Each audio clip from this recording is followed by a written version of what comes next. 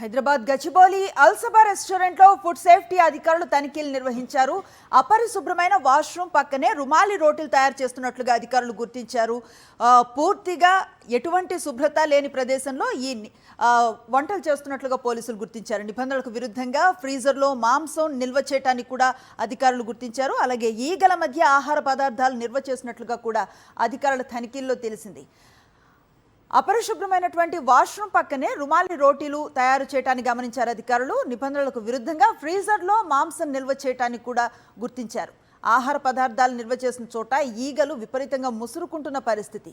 నీటి పరీక్ష రిపోర్ట్లు అలాగే ఫుడ్ హ్యాండర్ల మెడికల్ ఫిట్నెస్ సర్టిఫికేట్స్ కూడా లేనట్లు అధికారులు గుర్తించినట్లు తెలుస్తోంది.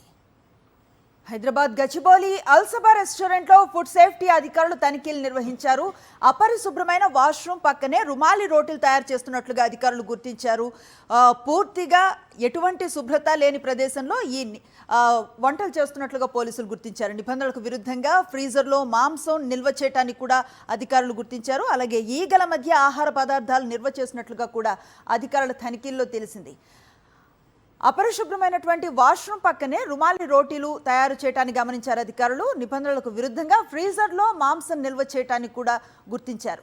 ఆహార పదార్థాలు నిల్వ చేసిన చోట ఈగలు విపరీతంగా ముసురుకుంటున్న పరిస్థితి. నీటి పరీక్ష రిపోర్ట్లు అలాగే ఫుడ్ హ్యాండర్ల మెడికల్ ఫిట్నెస్ సర్టిఫికేట్స్ కూడా లేనట్లు అధికారులు గుర్తించినట్లు తెలుస్తోంది. మరిన్ని అప్డేట్స్ కోసం ఛానల్ను సబ్స్క్రైబ్ చేయండి. నోటిఫికేషన్స్ కోసం బెల్ ఐకాన్ పై క్లిక్ చేయండి.